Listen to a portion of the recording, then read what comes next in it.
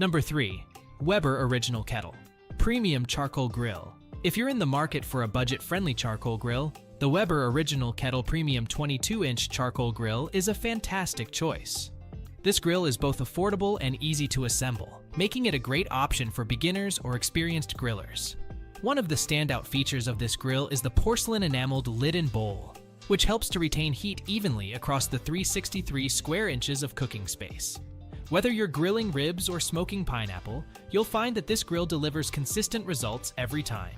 The intuitive one-touch cleaning system is also a major plus, making cleanup a breeze after you're done cooking. Another benefit of this model is the built-in lid thermometer, which helps you monitor the temperature while you're grilling. While we found that the readings can be a bit off compared to a secondary thermometer, it's still a useful feature to have. Plus, the dampers on the grill make it easy to adjust the temperature to your liking, whether you're slow cooking meat or searing a steak.